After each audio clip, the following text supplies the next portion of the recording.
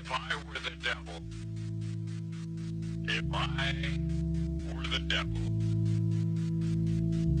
if I were the devil, if I were the devil, if I were the devil, if I were the devil, if I were the devil, if I were the devil, if I were the devil, if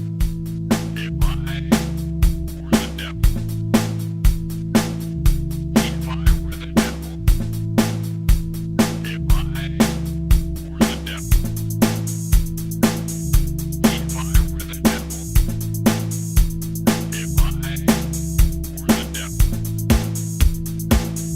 the devil, if I were the devil, if I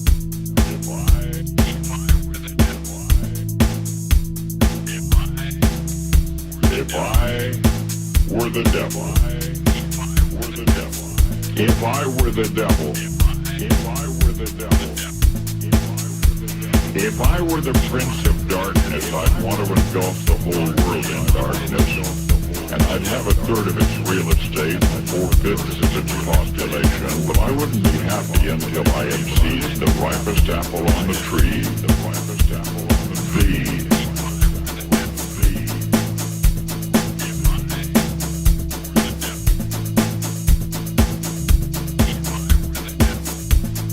So I'd set about, however necessary, to take over the United States.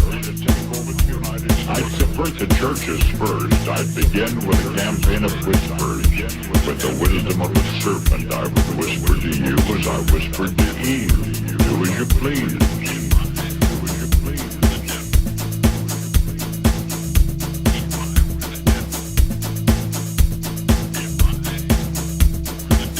To the young, I would whisper that the Bible is a myth. I would convince them that man created God instead of the other way around. I would confide that what's bad is good and what's good is square.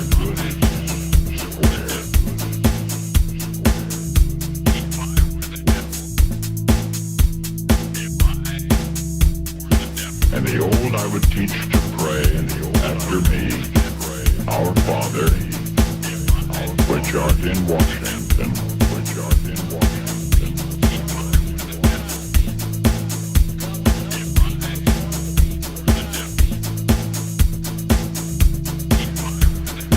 And then I'd get organized. I'd educate authors in how to make lurid literature exciting so that anything else would appear dull and uninteresting. I'd threaten TV with dirtier movies, and vice versa.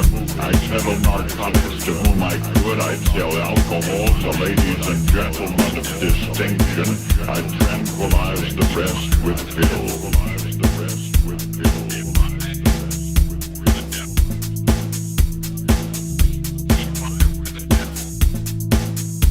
If I were the devil, I'd soon have families at war with themselves, churches at war with themselves, and nations at war with themselves, until each in its turn was consumed. And with promises of higher ratings, I'd have mesmerizing media fanning the flame.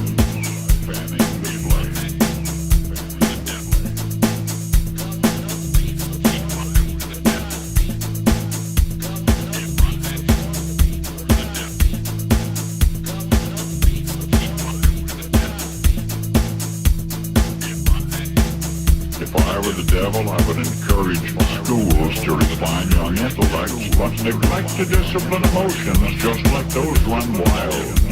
Until before you knew it, you'd have to have drug-sniffing dogs and metal detectors at every schoolhouse door.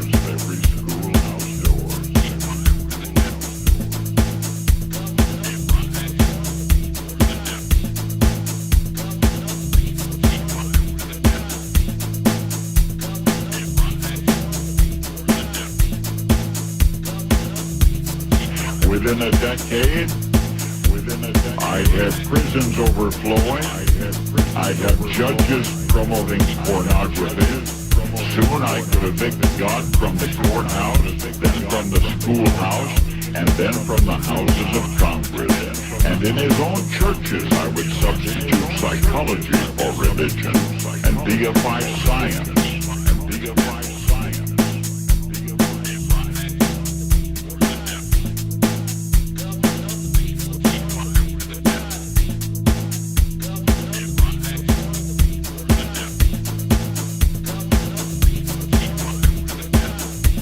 I would lure priests and pastors into misusing boys and girls and church money. If I were the devil, I'd make the symbol of Easter an egg and the symbol of Christmas a bottle.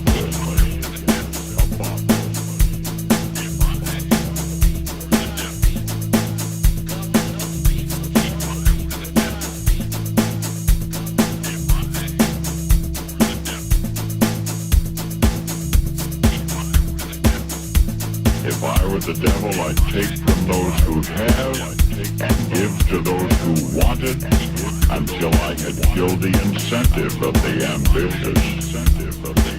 What'll you bet? I could get whole states to promote gambling as the way to get rich. I would caution against extremes in hard work, in patriotism, in moral conduct. I would convince the young that marriage is old-fashioned, that swinging is more fun, that what you see on TV is the way to be. And thus I could undress you in public, and I could lure you into bed with diseases for which there is no cure. In other words, if I were the devil, I'd just keep right on doing what he's doing.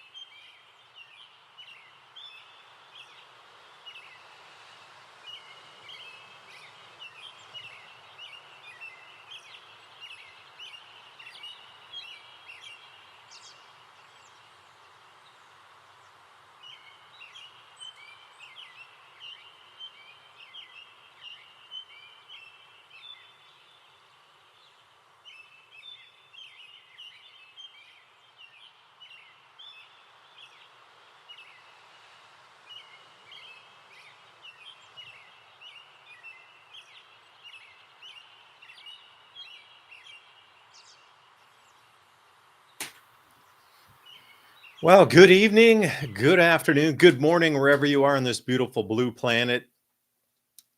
Our world has spun again. I don't know what to tell you about these floods that are occurring across Asia and India and the whole subcontinent from Pakistan and over into Afghanistan, China as well.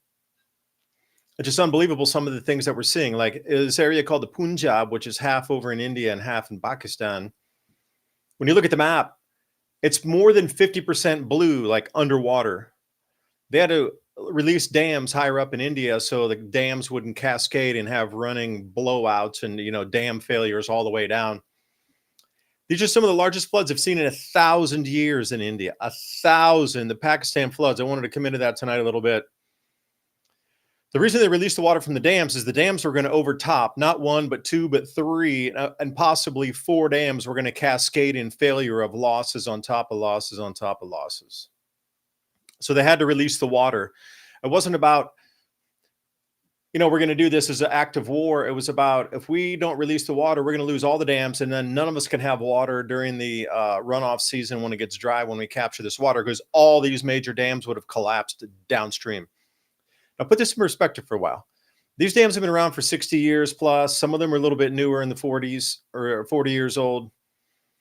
But we are not able to withstand. This is just so overwhelming, anything that we have built in terms of architecture and engineering, to the point of this is once in a 1,000-year. And when I say not once in a 1,000-year flood, because that's just a statistical probability of a flood of a duration or a size to come to a certain area. I mean, this literally has been measured as the largest flood in 1,000 years there. But it's a little different because now we actually have irrigation programs and water catchment areas and water dispersal areas that they didn't have before.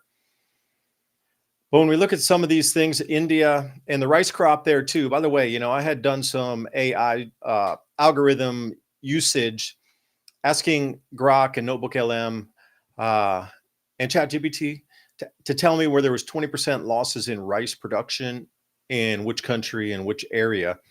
Well, it came up with Pakistan in the Punjab and also India in the Punjab. That area, was already just devastated anyway by drought in the beginning, and the rice crop was going incredibly low. Now we have some floods in the major areas of the rice producing areas of India and in Pakistan.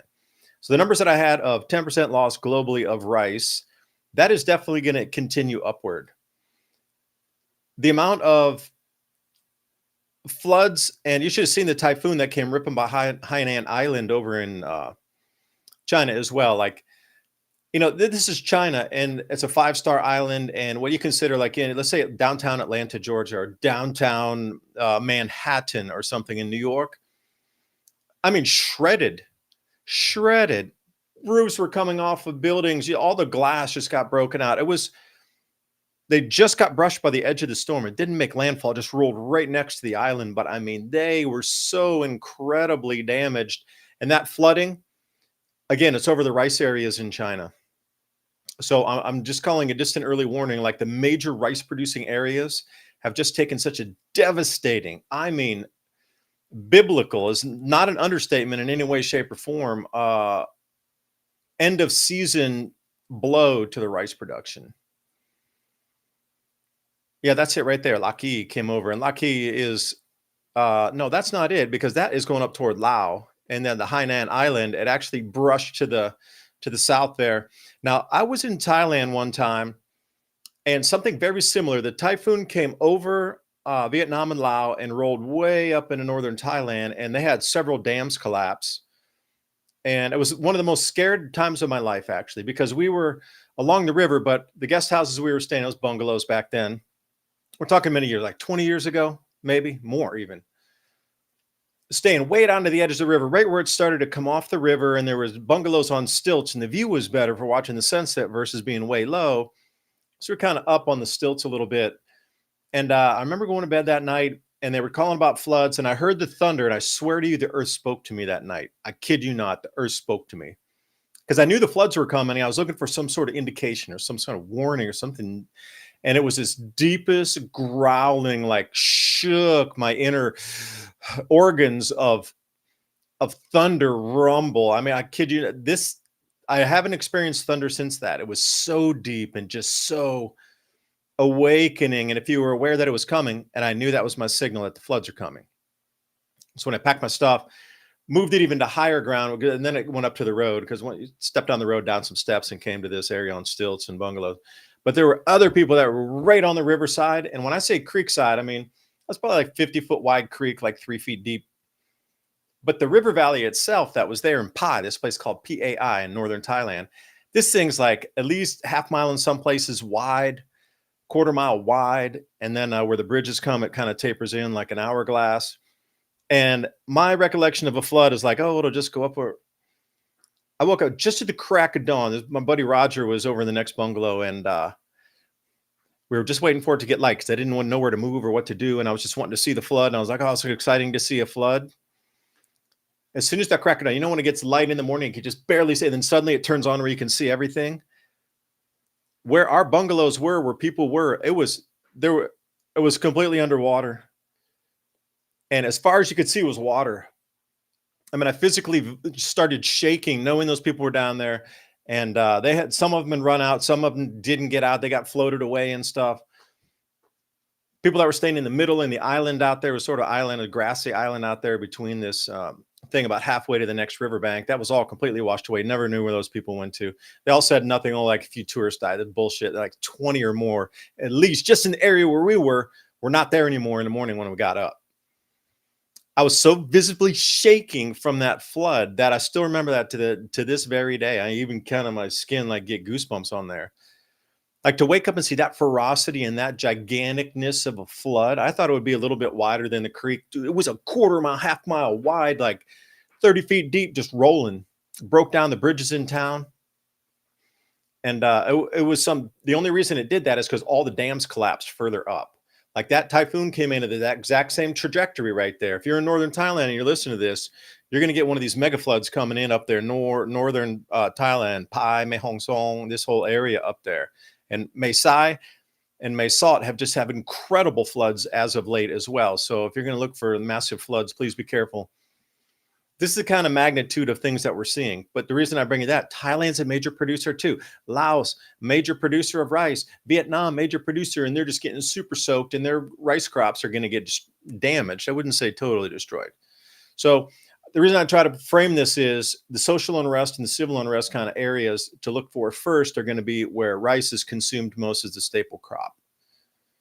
So that's my intro there. And I mean, the things we're seeing, there's no joke anymore. Like when they say there's going to be danger, like you saw that dust storm come into Arizona, like people were just running for their lives, And I'll see if I can't find this video of, it was hail in China. I mean, again, a major city, but hailstones coming down like grapefruit size, baseball size in the middle of the city and just everything crushed. You see how many thousands, tens of thousands of cars were damaged, like windshields completely blasted out, everything. And Nepal and China agree to cooperate. See, the glacial lake. This is the thing. The storms are hitting in the mountains higher, and the trajectory and the actual pattern of the wind flow is completely changed. Now, normally, I'm just going to say this because I used to go trekking a lot, and then my whole thing was like gauging the rate when September would break into October and being there trying to be up at the mountain somewhere. Nepal's a great place to go, and India, just on the other side of the Sikkim side, awesome place as well. So getting up in there in India, and then you got Himachal Pradesh on the other side of Nepal over there, and Uttar Pradesh, Himachal Pradesh, that whole area. I went up to Leh, way high up there. That's all a Pakistan thing. We couldn't go down there. We're shelling the station. They were mortaring the station when we were coming out of Leh, and we were going to go down in, but they wouldn't even, the roads were all closed. We're like, they're mortaring into the bus station. You can't go today. And we're like, what the hell are you guys talking about? Trying to get into Kashmir. And they'd say that was safe. It was opening up at that time. So like, hell yeah, we're going to go in there. This is late 1990s. And I was like, yeah, we can go to Kashmir. Man, they're starting to get really like open and like, well, not today. They're shelling the bus station. Okay. But all that area there, I used to go trekking a lot. That was my thing. I used to love to trek, get there, went many, many years in a row. I just loved it. That solitude of getting up on those mountains and just when that sunrise and hit those glaciers and you were just chilling. Wow, it was just such an amazing experience. I really, my mind was open to many, many things, especially in India. Those first days I went into Calcutta after learning all the bullshit from America, like we're number one, we're helping the world. And here I drop into Calcutta and everything I knew was a lie. My entire existence of being programmed as an American evaporated in a single day after I landed in Calcutta. And within 24 hours, my mind literally broke. And I was like, everything I ever learned is a lie. So try to restructure your life after picking that up. Doing that in the Himalayas is quite the good place to do it. But anyway, I know a long rambling bunch of stories in there, but Ransom, welcome and thanks for throwing some of the things up. Those glacial lakes, the whole global warming crowd is trying to get you to believe that it's all the glacial lakes are melting because of global warming. That's not the case. The wind patterns have shifted because of our magnetic field declining. and the water's bunching up on top of these mountains in different areas. It's slamming directly into the mountain, but before it would go sideways, and it would hit at a glancing blow and continue. But now it's just and then all that rain's coming out because it has nowhere to go. Those mountains are 25,000 feet tall, 30,000 feet tall. So that water just stopping there, dropping out. This is why they're getting the glacial lakes. It has nothing to do with global warming. It's all have to do with magnetic field, jet stream flows, and how our cloud cells are pushing different moisture patterns. In a long intro, Ransom, welcome. Like, shut up, man. Let me talk. No, I was going to say, to be fair, that article did say that the flooding was caused by the heavy rains and not man-made interference. Oh, good. Yes. There might finally be a break in the dam of censorship. I doubt that. I think we're about to go into a brave new world of new kind of censorship. And that's kind of where I wanted to start right here. Oh, yeah. Let me start with something too, just as you start with that. I talked to a guy, I know two guys in England, so I actually called them to ask them about the Scottish girl. So we can go into that with the media blackout about the Scottish girl across the UK, by the way. Yeah, she went old school. That's their heritage. I don't even. Well, no, they're blacking out the media. They're not allowing anybody to share it. If you share it, you get a visit by the police for misinformation, disinformation sharing. They're absolutely trying to squash that as hard as they can for anybody to see it. You share those memes, that's now considered misinformation and derogatory toward the Muslim like refugee people, and they're taking it as a direct hate speech thing by putting that up. So they're stopping anybody from sharing. They're coming to arrest you if you share those tweets, those memes, those cartoons, or actually the news stories about it, because they were so unequivocally in the Daily Mail over there saying she was the provocateur. They were just from Belgium walking on their way, and this little girl got out the knives and axe and started chasing them down the street, and they were from Belgium. Well, come to find out, dude was a refugee from hella somewhere else that ended up in Belgium, and then they kicked him out, and he's over in the UK chasing these little girls down. Right. But anyway, it is a total news blackout across the UK. You share it, you go to jail. They're coming for you. The people are scared to share stuff over there. So anyway, I think we're going to go in a different direction over here in the US and maybe even in China. China might go both ways. And what I mean is we're just going to real-time edit stuff here. Just like they do the NFL or NBA, and you look on there and you see that there's digital graphics inside of the court and on the field and stuff. They can digitally alter and edit video in real time now. They have algorithms can do it. And this article right here is about YouTube secretly, using AI to edit people's videos. So, you might be sitting there as a content creator wondering, do you have to rifle through all of your old videos to find out if they're in their original state that you created them and uploaded them or live streamed them? They say it's just to make it look better, for better, quality and graphics. But the insinuation is that they could edit, not only what you're saying, but what you're showing.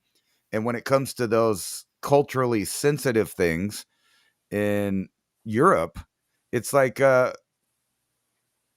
would have to admit that there's a conquering force if you get arrested for iconography, language, or knowledge of your own heritage. From where you're from, or even history.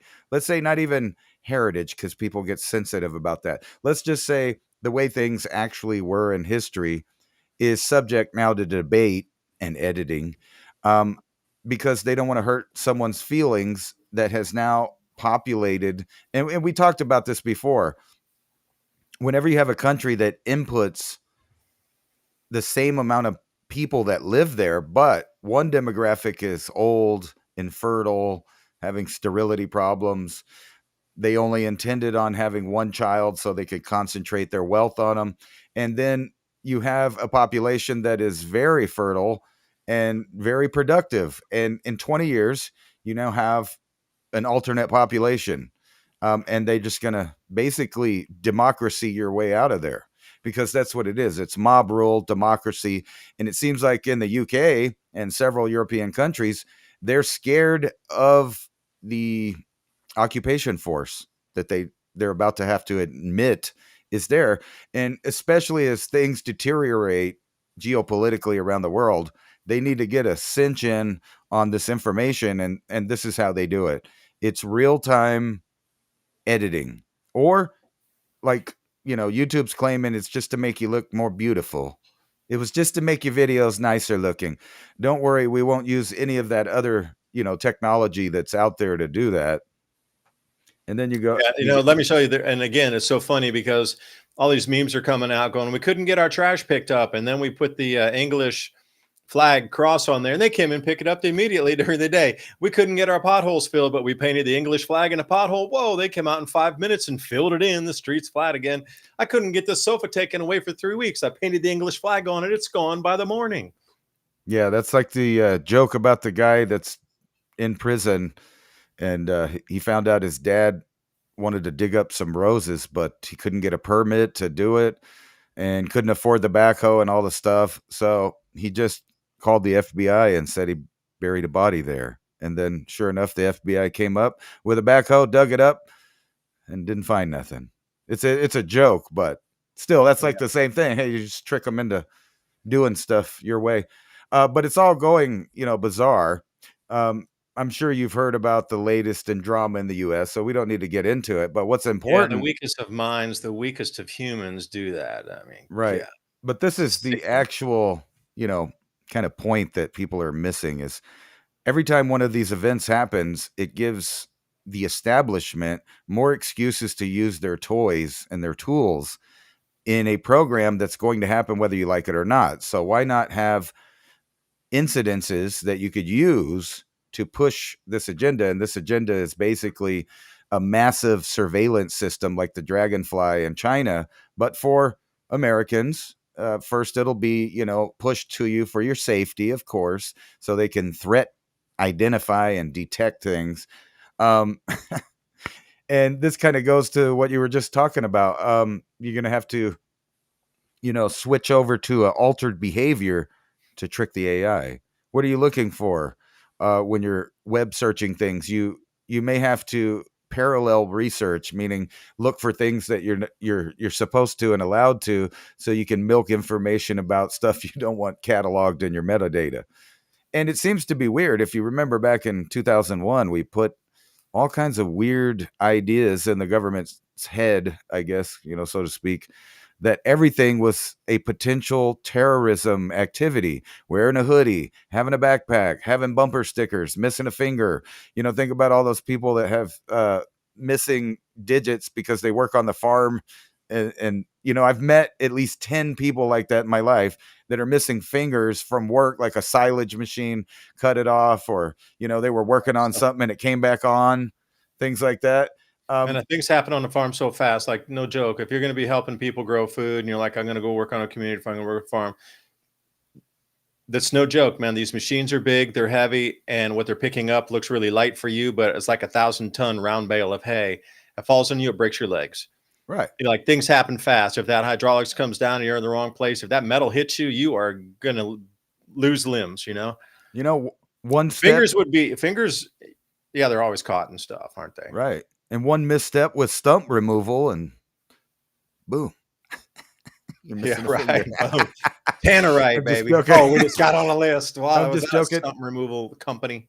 Well, this one was out of order, but this is funny because people in Phoenix were losing their mind the other day because they were literally in the dark in the middle of the daytime when this big haboob blew in a giant wall of dust, just like in the Middle East. We see them weekly here with the monsoonal rains and stuff.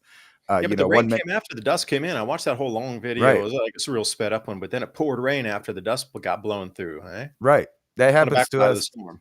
Always. So, if you're sitting outside, it's all nice and calm and hot. And then all of a sudden a bunch of dust blows in and you get a thunderstorm. It's awesome. Just wear goggles. You can rinse all the dust off after the rains come, right? They closed the airport during that time as well. All the flights got stuck and people were freaked out and they had to check for sand in the engines and all kind of stuff afterward. Right. So did you see this pilot program in 6 states? They're going to use the I AI. did, and I'm thinking that's the beginning. There it is, just like we said. They're going to decide, your healthcare based on all this metadata. So it's not a conspiracy theory. They are using algorithms to search through data to decide whether or not they're going to give you coverage. This is going to move into other realms like life insurance, car insurance, home insurance, fire insurance, flooding insurance, all of that. Well, the AI said you didn't qualify. Sorry. Yeah, and this will be, looking at your purchase records for foods across the supermarket over a 10-year period to see if you self-destructed your arteries by buying high-fat foods that you could have avoided by eating healthier. And if you make those personal choices in your health, then they will deny you coverage in the future. Guaranteed it's going to work like that. So this stablecoin issuance, and by the way, the economy shifted a couple of weeks ago. We're in a new, we have a new dollar now, unbeknownst to a lot of people. It's a stablecoin issuance, USDC and USDT. So with that being tracked and traced in the future, and we did, by the way, today, the American government just started putting all of their data on the Chainlink blockchain that will flow out to Arbitrum and a few others. So even the American government is now putting everything on the blockchain. So the shift of crypto bad to now we're using it for government correspondence and communication is already here. Like that kind of shift is happening, and it did. So they're going to be tracking what you buy.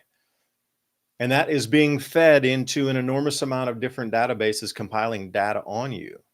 It's been like that forever. Like those credit card purchases, they're able to buy that information. They say it's, salted and I forget atomized in that thing, so they can't identify, but there's so many other identifiers out there that they're also buying the information. They can reassemble all the atoms back in to get the complete picture again. They might atomize a single service, and that's great. But then you got your phone. If you walk in with it, people are buying that, and then suddenly you're linked up with that, and then they can trace you back, and they're buying, you're watching where you go. Oh, this single phone, we don't know who it belongs to. It's atomized. We don't know who that is, but wait, it's linked to that credit card of the same person in the store at the same time. And then they start to put all these pieces together and they get a profile on you. Right. So there's no privacy, and they are going to track and trace what you buy in the stores. And this comes right along with it. Like your choices of purchases shall track you and be probably some kind of iron ball behind you on a chain on your ankle from now on. What you purchase and what you put in your body is going to be your fault. So if they don't want to insure you, or if you get sick because of your personal choices, they in the future will have the choice not to insure you or not pay for your procedures, because you made the choice to do that with your body. And you knew that was unhealthy. So right in the very small print on page 367 at the very bottom in the one font print. That's exactly what all the surveillance is going to be used for. Where you were at, what you did, how you lived your life, completely micromanaged from cradle to grave. That's the system. And what's even creepier about this, if you really think about all the revelations in technology lately, let's go back to the synthetic DNA, not the kind that they're growing organisms with, but the kind that you can break down into its smallest part, and it has a complete plethora of information on where it came from, how it was made, how you can make it, exact copy of what it is so that you could rebuild it. Now, when you take that into consideration with this complete tracking of the human domain, you would think that they would be able to find every single murderer who ever murdered anyone, because they could use the synthetic DNA to find out where the products came from, when they were purchased, at what place, at what time. All of that stuff is a reality, but it won't be used to help humanity like that. It'll be used to, completely control what you buy, when you buy, where you go, how you pay for it. And yeah, that's the disconnect, how you pay for it. If you were paying with cash, they wouldn't be able to, that would be the final layer. That would be the disconnect. But if you have to use stablecoin issuance or credit cards or something that's going to be connected to an account or a FedNow wallet or something, then that is complete traceability all the way through. It's your face. That's how they're doing with cash. Trying to. Well, right now, we're going through the hoops to set up the system of the biometrics, but what they're after is these scanning devices that can penetrate your flesh, basically, and see inside of you, all the way down to what kind of nanotech, what kind of meters and implants that give you drugs to other things. But most importantly, you know, you have a whole probably billions of people that think they're going to fight this matrix of technology with all its peripherals in every aspect of every economy, from health to entertainment, everywhere. These things are, you know, breaking out. So here's smart glasses. So when you go into the store, not only will the smart glasses be your phone, your payment method, but it will help in the facial recognition and biometrics process. So even if you don't have these, the people that wear them will be interacting into this network, which will do the job and get the spaces that are missed in the network from the CCTV cameras and the little sensors that in every place that are pinging your phone. And not to mention, you know, when you see people with phones now, they're always with it in their face with the camera that's on the side of it pointed toward you or their environment, which all that metadata is being recorded. It's an infrared picture that interacts with all of the other smart appliances and things that are tracked with the RFID chips on the products themselves. But there's not going to be an ID or like a card in your wallet anymore in the near future. When you walk into the store, it will scan your face and your biometrics all in one, have access to your bank accounts, your health records, your criminal record, and, you know, basically what you ate for dinner last night and, you know, how often you go to the bathroom, everything being micromanaged by this kind of technology. And though people say that they're, you know, not going to opt in or fight it, they're buying the products that make it possible. Well, that's where the on-demand pricing comes from. I was trying to get us back on with that article you had there. Well, once they scan you and they know what your credit score is and what your personal wealth is based on your bank account, the tags are going to change depending on who you are, because these corporations will know that you can pay more or less than somebody else next to you. Now, for me, I'm just wondering, like if me and Ransom went in and we stood right next to each other, reaching out for the same exact product, like what would the tag read? Right. You might have to start doing that with people, and like 3 or 4 people go in to shop at the exact same time, like a little group that moves along, so they can try to get like an average price between all of them somewhere. Well, they've already figured all that out with fees through, you know, utilities and services, subscriptions. If you want the basic package, you can, you know, pay more for products, but you can get it off the shelf. But if you want it to fit and you want it at a cheaper price, you got to be part of the shoppers club or savers club that's already, you know, in your device, so you can save 20% off shrooms or whatever it is. So if we can get in on that. Vedic.com/shrooms, 6 different kinds of powerful mushrooms to keep you rolling through the day. Reishi mushroom, lion mange mushroom, turkey tail, give you the energy back. Hey, can I tell you a quick story? This is during COVID. This is around 2021. Friend of mine who I know, known for years, got his dad worked in the hospital. So he didn't want his child to get vaccinated. So they gave him a card, a real card from a real hospital with a real batch number on it, real everything, 100% real. So if they ever called and looked, the batch number matched and everything. And this is in the EU. But they went out of the country, and as they were getting into the airport, they had to walk through this, like the scanner device thing. And they're like, no, your card's, you're not vaccinated. The card's not real. And he's like, no, the card's real. Look, go check that, call the hospital, check out the batch number, whatever. But they knew whatever was not in his body. It might have been a glowing something or whatever, but they absolutely 100% knew that that person did not take that vaccine, even though he had the card that said he did. And that's the craziest thing, that the technology, even a couple of years ago, was that advanced to know if you did or didn't. But everything checked out completely and then was allowed to go through. But otherwise, because people were starting to use fake cards at that time. So whatever the trigger of the sensor was, a lot of people say it was some sort of light that they could see your body glowed in certain areas if you did have that tech inside you. But they knew for sure that card was real 100%, but there was nothing in dude's body. So we're already at that level a couple years ago. So where does it take us now when we move forward? You know, this whole thing with the cameras looking around. Well, On-demand pricing, depending on what your credit score is and your bank account shows. it's funny that most of this technology has come out of the criminal world. So that synthetic DNA idea is actually quite an old idea. I just thought of that.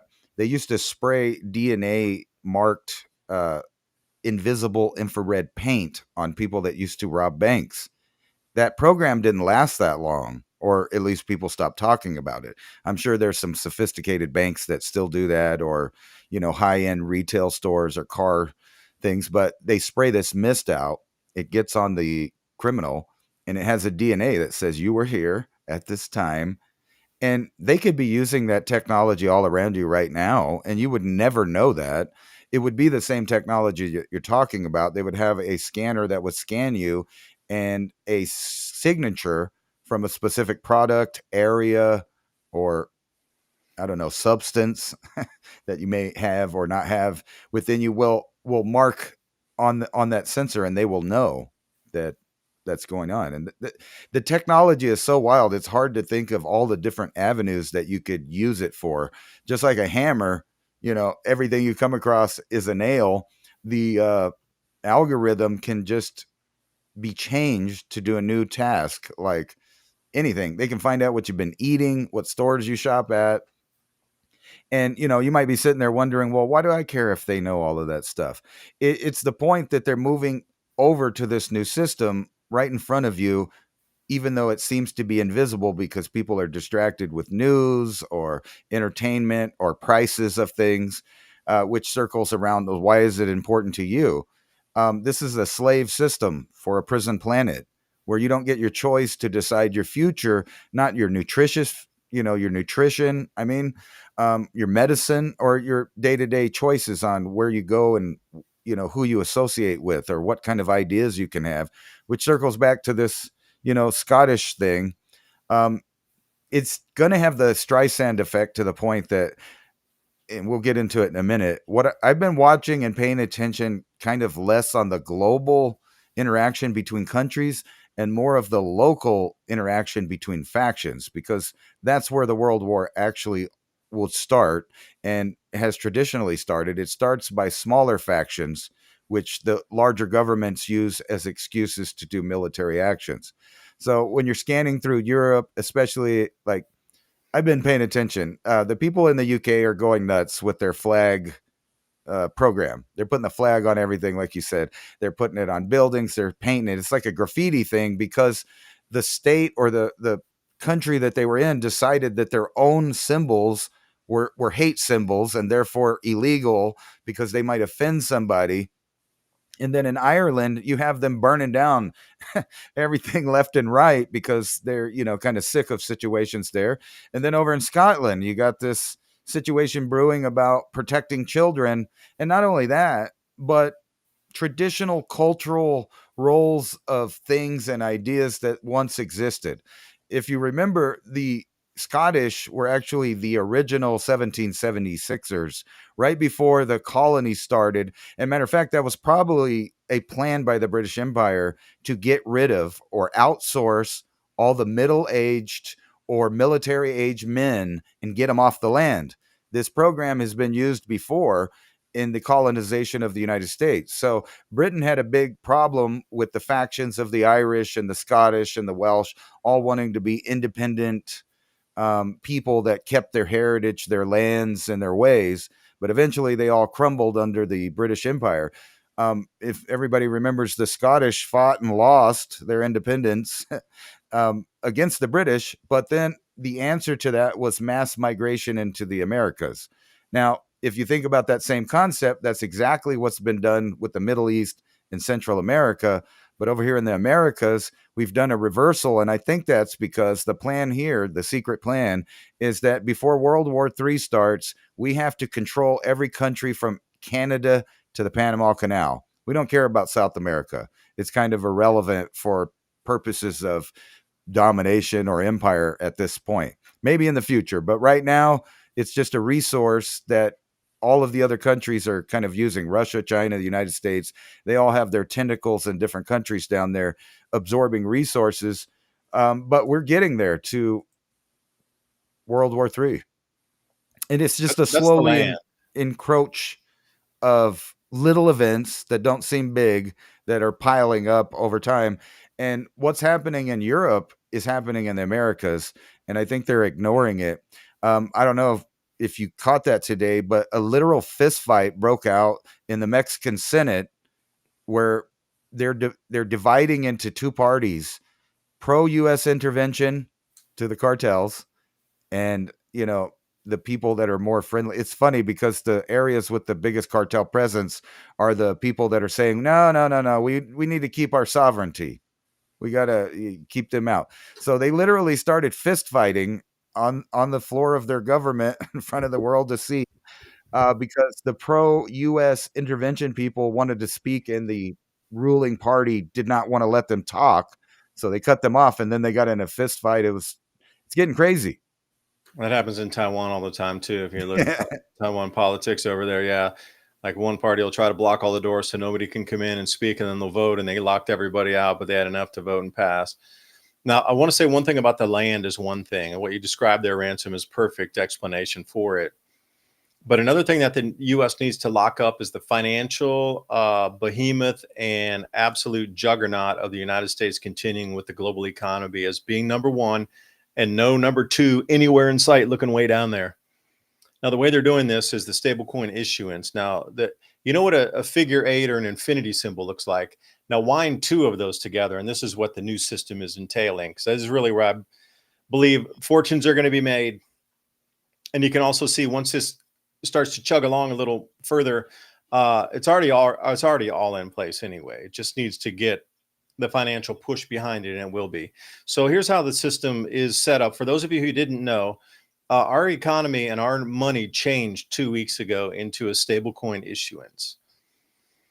So USDT, which is Tether Corporation, and USDC Circle, they're both on the, you check out Circle, they're on the stock market. They had an IPO, went up, kind of came down.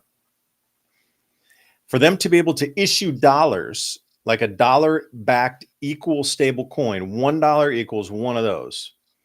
The only way they're able to issue them, and the American government will allow them to issue them for the government, which we're going away from the Federal Reserve. This whole thing, like this whole thing with the Fed, it's all dog and pony smoke show for now. The Fed's already done, and they're just kind of ushering them out so nobody gets scared that they close the doors one day and like, what the Fed's done.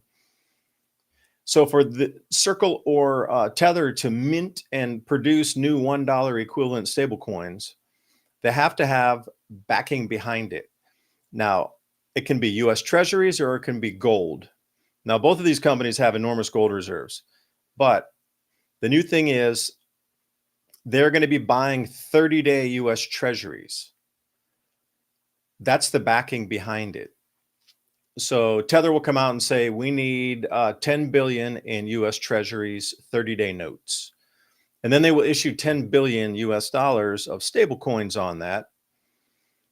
And then those stable coins come out into our world here in terms of a $1 equivalent. But there's an enormous amount of other companies where some of that gets siphoned off into, and they buy certain different coins like Ethereum or Solana. And then they stake it into the network to get a percentage. And then they have these things called the treasury companies. The reason they call it a treasury is no mistake, because that is what the new treasury of the United States is going to backstop everything. So they're all earning interest on these tokens at the same time that they're earning interest on the treasury bills for those that are buying and those that are selling stable coins. So they're getting it from both directions here. And whoever sits in that honeypot in the middle between, so think about it, you buy $10 billion of bonds, you're going to get that percentage at the end of the month minus the rates. They do the subtraction on it.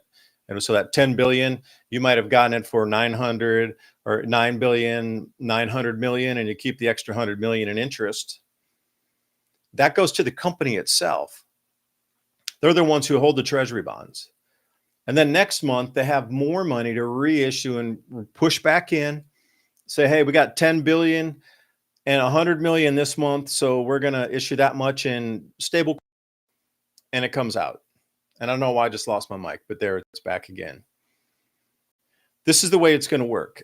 And then remember, every time that much is minted, Those also go off into hands of these treasury companies that are investing for America in our strategic crypto reserve, where we bought, let's say, 10,000 Ethereum. That gets staked into the Ethereum network, and that pays interest, and that interest comes back to our government and that pool. And that money then allows them to operate. But those stable coins with USDC and USDT, they're required to buy the bonds. So there's always going to be an endless, voracious, never-ending line of buyers for our treasury bonds, which there was not as of 2 weeks ago. We in America had to buy our own treasury bonds back because nobody wanted them out in the world. And an enormous amount of countries are selling our treasury bonds back onto the market again before they're mature, because they want to get out of the US dollars, because US, weaponized all of our money system here in the SWIFT system. That gives it a second avenue also for payment rails. Using Ripple and RippleNet, the on-demand liquidity protocol, allows unlimited liquidity for any kind of global banking crisis, or just sovereign or just by country banking crisis. Like if we have a crisis in America, XRP will pick up the on-demand liquidity protocol, will allow that to push in endless amounts of RLUSD, which is a $1 equivalent stablecoin on the Ripple network. So we've just entered an entirely new money system. And if you're not going to hear about this on the local news, not going to tell you. But as of last week or 2 weeks ago, we have entered this new system. Now, the old system is being phased out. There's this cross period going on right now. So the more and more you hear about it, the big win for America is there will always be a buyer for our treasuries now. Like we can print literally into infinitum, because there will always be a buyer, at least for the next 5 to 10 years, for infinity of our bonds that we can sell them. Because the more that they buy, the more they can print and put back these stable coins back into the crypto market. Now, just to put it in perspective for a second, crypto market's around 4 trillion today, but there's 1.4 quadrillion dollars that needs to switch over. And some people are saying, even if it goes to 200 trillion in the next 5 years, you're talking about 50x from where we sit today.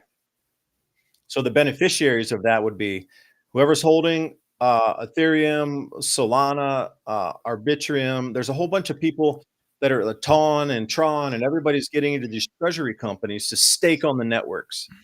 Because if they stake on the networks, and the more usage there is, the more they get their interest payments back. You get paid out in the same token, and that value is going up, and those can be cashed out. So this is the long play here for America. The entire crypto world is moving. So think about how long it would take to move from 4 trillion to $1 quadrillion, or 1.4 quadrillion. A quadrillion, I do believe, is 1,000 billions. No, that would only be a trillion. Excuse me, 1,000 trillions. Bad math here. So 1,000 trillions is a quadrillion. That's how much money needs to be moved into the new system if it's not going to collapse. So we have a Band-Aid that's going to start to be a perpetual motion money machine that's going to roll on itself. They buy the bonds, they print the coins. The coins go out, there's a percentage that gets taken off. Then those get purchased onto the stakeable proof of stake tokens that then go into our national treasury that pay interest also. The more we stake in America, the more that we own the network anyway. And eventually we'll be over 51%, where we could rewrite the code for the network and overtake it, which they just tried to do with Monero, by the way. So you can see this has happened a few times in the past with Verge, privacy coin back in the day in 2017. But the more they stake into these networks, the more perpetual interest we have. So we get into there's a never-ending feedback loop. And whether it's Bitcoin with Michael Saylor on this perpetual motion flywheel money machine that he's invented, we in America are doing the same thing. And bar none, there's nobody else even close to America doing this right now in terms of treasury, bond issuance, bond buybacks, stablecoin issuers, because nobody else in the world has the stablecoin issuers. The only other closest second or third best is going to be somewhere like Binance over in Asia. But right now we own the top three: the Ripple USD, the Ripple RLUSD network, the Circle network, that's all here, and the Tether network, that's all in America. Those top three tiered coins for stable coins are all American based. Now there's the Pax Gold, which is a 1-to-1 gold equivalent. They have gold reserves and they issue tokens against the gold reserves. This is another play. Why do you think all that gold's coming back to America? Not only are they going to revalue it, but they're going to tokenize it and they're going to push out coins with the equivalent value on it. So you see, everywhere you look, if they can tokenize anything, they can get a value on it. And as long as somebody will issue the stable coin of $1 equals 1, somebody will purchase that and it'll go into circulation. And again, it all comes back to there has to be bonds, US Treasury bonds, or gold behind these companies before they can mint another $1 US equivalent coin. So these stable coins out there, again, you're going to start to hear more and more about them. I try to talk to, I went into the bank today, I had a wire transfer I needed to send. And I was asking the banker, I was like, are we up on, the Fed Now, or are Fed Now accounts live and active right now? And they're like, no, we've heard about it, but nothing live yet. Every American with the Social Security number has been issued. You have your own Fed Now account wallet. That's coming from the Treasury, not the Federal Reserve. And all this dovetails and swoops back into the Treasury again, because they're called Treasury bills for a reason. Federal Reserve notes are those green pieces of garbage you can wipe your ass with, devaluing every single minute of every single day. The Treasury issues the Treasury bills, the T-bills. That's what's required for these guys to be able to issue stable coins. So the flywheel's in motion, and get ready, because you're going to be tracked, traced, and if they don't like what you're doing, they can send you into negative interest rates. They could stop you using your tokens. They could freeze your account. They can do anything they want once it goes all digital. But you're not going to be able to interact without participating in the system, I guess is the best way to use it, unless you decide to stay out in physical silver and physical gold and not be able to pay your electric and not be able to pay your water bill and live on a well where you hand pump stuff because you won't have electric. Maybe you could get your solar panels up, but maybe you can pay your property taxes in gold and silver. But if you're going to exist in the future, and it's a sad thing to say, it is here. It's like you trying to stop rural electrification in the 1930s. Where you sit today, there's 0% chance you could have stopped rural electrification. We are at the same point again. So how do we interact with it, and how do you opt out of the system or protect yourself the best you can? You can obfuscate and go, oh, well, I ain't never going to use that. It's mark of the beast. I'm never touching that. Well, my grandparents said the same thing about credit cards and debit cards. But in the end, they ended up using them. They needed a checking account, It's the same thing. How do you get and participate in the system without it gobbling you up? And can we find a secondary parallel system is the question, because our money was reset. We're in the new system now. Everybody's going to be required to use it. And I just don't know how we're going to go around it. Like in the beginning, like right now, you can become incredibly wealthy. And, I talked to Lynette Zhang many a times, and she's like, David, I could have bought Bitcoin when it was $7, but I decided not to participate in the system. She's like, I absolutely refuse to do anything crypto, anything. I was like, you could have been a literal billionaire by now had you invested at $7 and put a couple $1,000s in. And she's like, I know, but I didn't want to interact with the system. Well, now, with our money being forced to, you're going to be forced to. They're going to change your money into this. So if you have anything, your mortgage is going to be changed into the new stable coins. Your bank account will be completely swapped over into stable coins. You're not going to have a choice. Anything that you own or owe payments on, your car, the car note, whatever you have for the lien on your car, it's going to be switched over into stable coins. Anything you pay, property tax, is only going to be paid in stable coins, except for the states like Tennessee where you can pay gold and silver. Everything is being switched over into stablecoin tokenized issuance right now. Everything. And I mean everything. So how do we exist out of the system? I don't know. That's a good question. But the reason I bring all this up in a long-winded answer, because Ransom, you pinged on it. America needs to control everything from Canada down to the Panama Canal. Land control. Once they have the land control and they have the monetary control, then we're going to see something that's going to last. It's going to dwarf anything that else has been so far. This will be the one world system that they're moving to. So you might say one world government, one world system with you on that and explain it and, you know, tail on to you. They got to control the land and they need to control the finances and money. Well, once that syncs up, oh man, look out. Well, that's exactly where I was about to go with the next I knew you were, hour. man. This guy reads my mind. He's been reading my computer. Get out of my computer, dude. Now, you know, to put it simply before the break, a transformation has to happen, a unification of monetary systems. Otherwise, we have the old style where factions can operate by themselves outside of the system. And that is what they're eliminating. So from Europe, Asia, or the American bloc, they're going to have a new standard of things. And if you don't opt in, you'll be left out. And so right now, we basically have, you know, Canada politically kind of like a theater, acting like they're unified with us. They're part of the North American, you know, command structure. Mexico is an outlier. We have Guatemala in the bag, El Salvador in the bag, Costa Rica in the bag, Panama in the bag, but not Mexico. And in order to force people to deal with either one side or the other side of the system, they're going to have to take sides. And, you know, we'll go ahead and show this right here. This is what it looks like on their government floor over the discussion. Oh, yeah. I'd like to see that fight. So there's a bunch of F your moms and you need to let me talk. And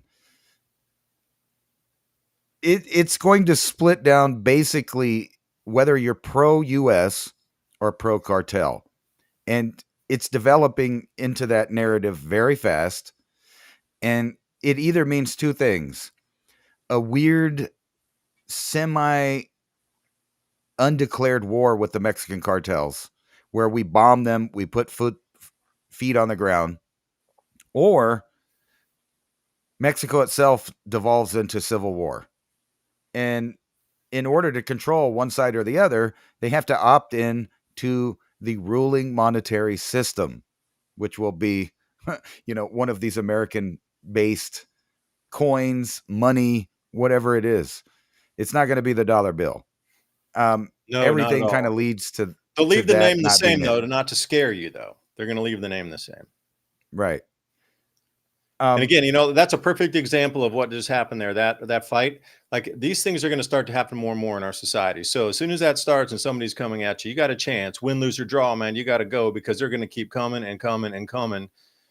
And at that point, those people right there should have stood up and started swinging back, at least to put something back there. It might have looked a little like, you know, whatever on the camera, but, you know, to stand down and completely get driven out of the stage using violence like that, people are going to have to start standing up. And again, you know, win, lose, or draw. If you're psyched up enough, don't care what's going to happen, just go into it. And it'll at least show that you're not afraid to stand up, that you can't, that they're not going to be pushed around. Like, if that were to happen in a supermarket and I was with my wife, and then, you know, something like that, I would go in there just like swinging, incredible.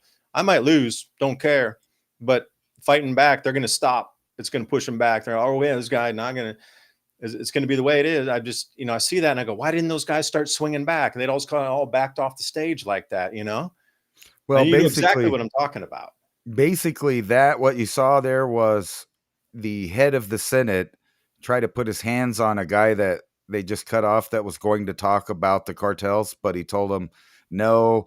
And they, you know, say F your mama and other stuff. But basically, one side is saying that the other people are traitors and unpatriotic for even thinking about the idea of allowing U.S. troops to conduct operations against the cartels. So a big divide is going to go amongst the people. They're going to have a supposedly pro political movement that's very nationalistic, that's going to be on the side of the cartels. And then you're going to have the opposing U.S. favored martial law, which is being set up also here. If you haven't noticed, it's slowly being moved in. And we'll get to that after the break. It all adds to global conflict. Yeah, and I saw one of the comments. Why is that? Who's the guy carrying the fishing pole? That was a mic boom. Like, you have this. That was a reporter guy. So you can do. That's a reporter guy. I don't think that was a fishing pole. No, it's a 360 camera that the guy has. So if you want to watch that footage from his weird angle, Yeah, I saw somebody that do guy gets thrown on the ground too. Like 18-foot tall stick, and they have a little tiny thing on top. But yeah, it's a boom stick. Boom shakalaka. Well, that one's a camera stick, I guess. Back after the break, footage from please remember to support us, buymeacoffee.com/civilization cycle. And please take a look at the sponsors we have. Great products. It will enrich and enhance your lives. If we can give you health, and if that's a gift we can give to you, because we approve of these products, I love them. Well, it's the best we can do.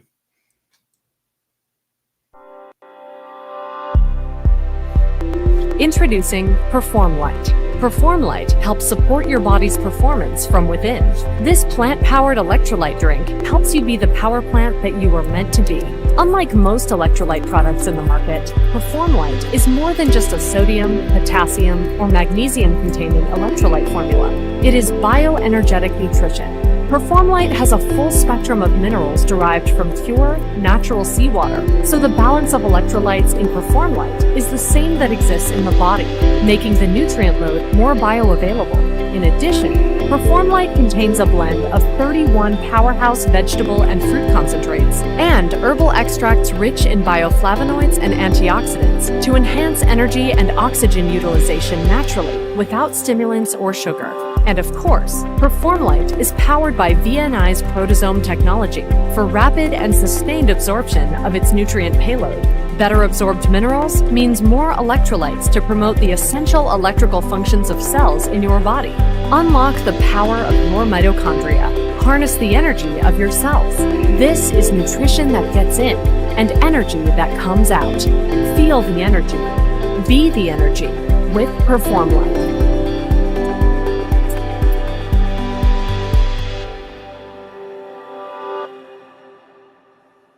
Please remember to sign up for our show notes. With Civilization Cycle podcast, you can learn what to expect as society resets. Agriculture, economy, tech, and history all have mappable cycles, and these cycles affect every aspect of our lives. We can navigate the chaos and thrive together with up-to-date news and information. Also, if you like the content we have here on Civilization Cycle, think about fueling the discussions and the show by buying us a coffee at buymeacoffee.com/civilization cycle. And thank you for all the support.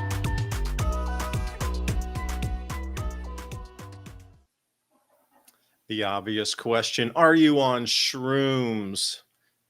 Illuminated shrooms, combining 6 powerful mycelium in a fulvic mineral delivery system, selected for their synergistic, restorative, and protective actions. Potent organic extracts of Cordyceps for stamina, lion mane for cognition, Reishi for longevity, Chaga for detoxification, Agaricus for resistance, nutrient-rich turkey tail, a new standard and excellent illuminated shrooms from Alfa Vedic.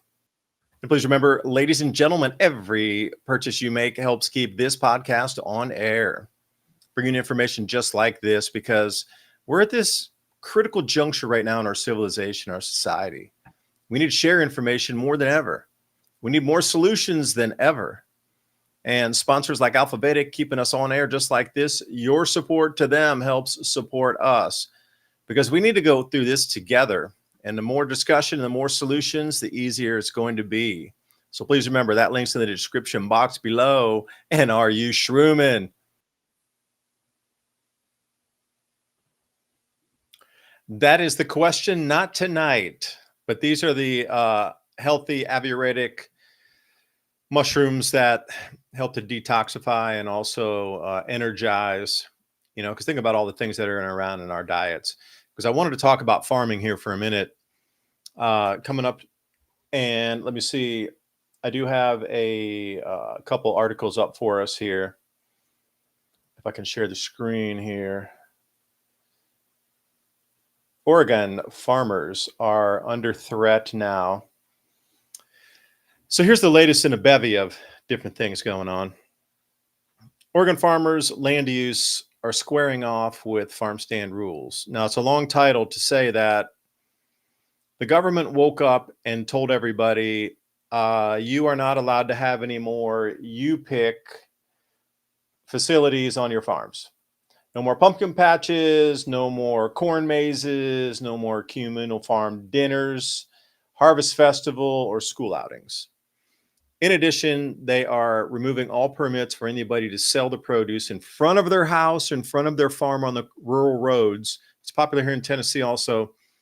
Different times of the year, if people overproduce, they'll put a stand out there and they'll sell whatever produce they have. Could be pears, apples, pumpkins, whatever it is, potatoes. People sell a lot of different things. And then they'll also have a sign out, come on up the driveway and, we got eggs and things up here. They are forbidding any of this as a farmer. You're not allowed to sell your own produce locally to the local community any longer. You're not allowed to have people come out to your farm and like, hey, let's go, enjoy the afternoon with the kids or whatever. We're going to go pick a bunch of, squashes or whatever it is, cherries for the day, because Oregon, Washington, they're very famous for their fruits. Not allowed to go pick the grapes from the vineyards. Can't do that any longer because a lot of these vineyards around here at least rely on that pick. They do it, once a year at the end, like this time of the year. Coming up in September, you get a big bucket, like $5 or $10, depending if you have the bucket from last year. You guys, a fun day. They got food there. You can bring a picnic, all that good stuff.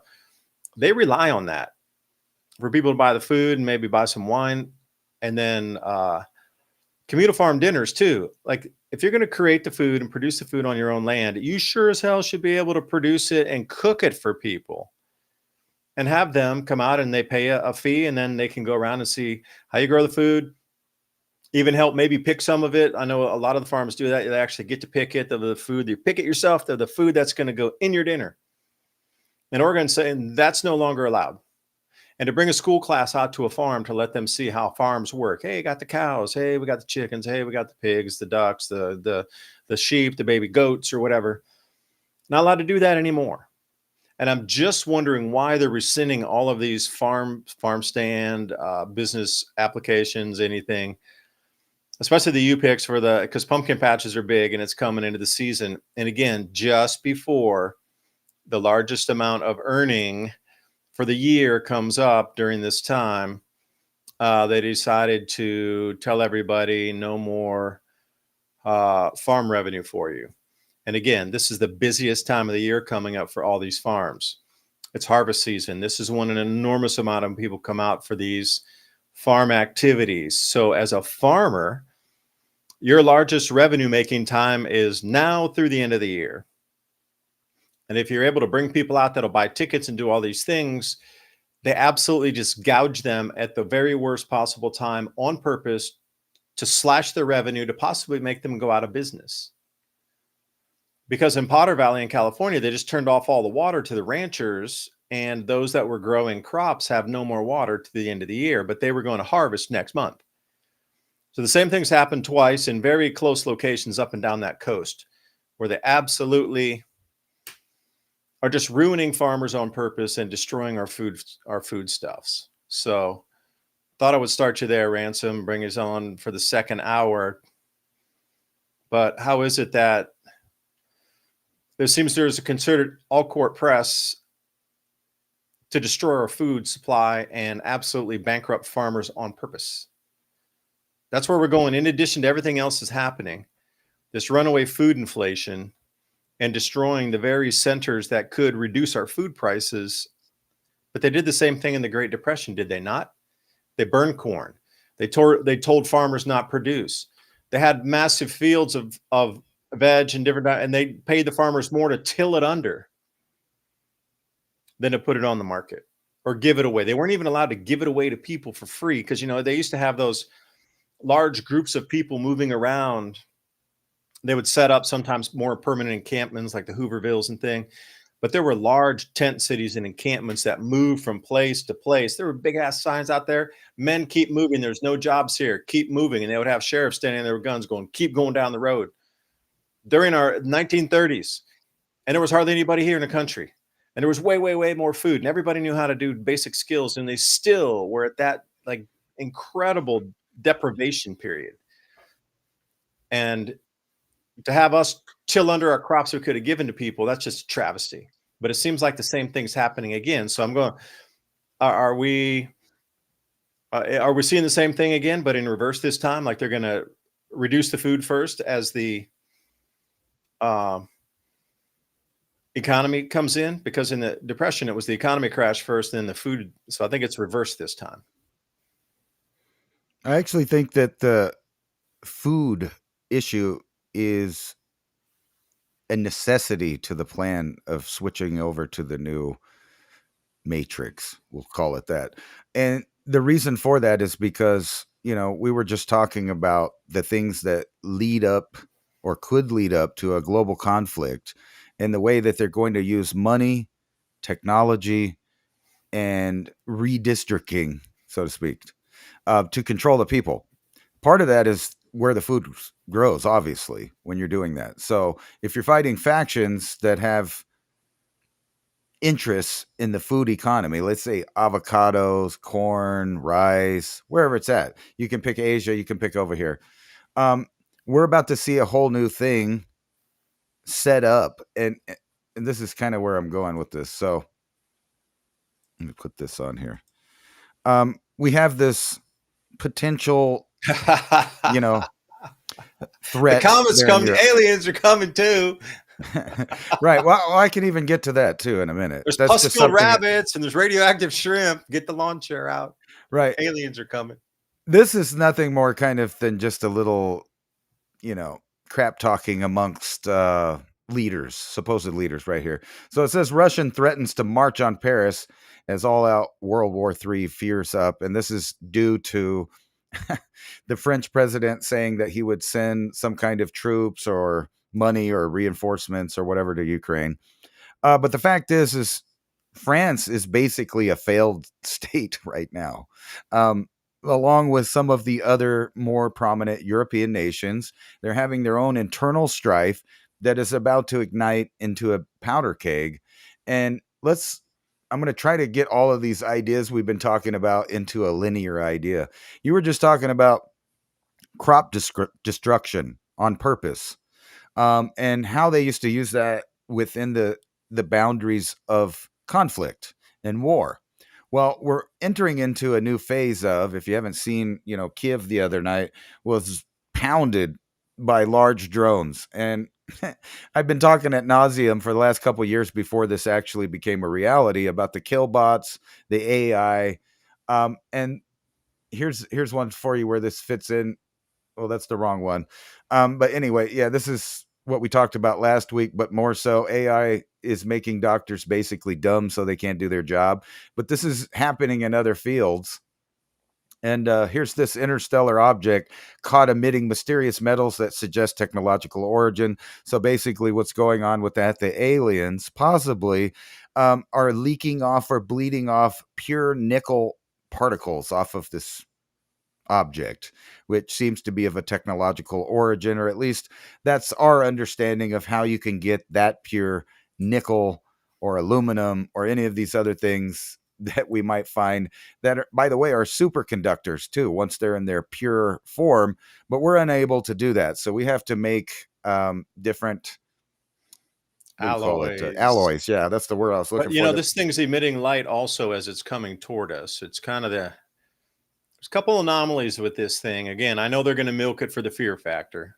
Yeah, I think this is just one of those things they would like you to think about. It's cool and whatever. But what's really going on is drone warfare is about to come to a shore near you.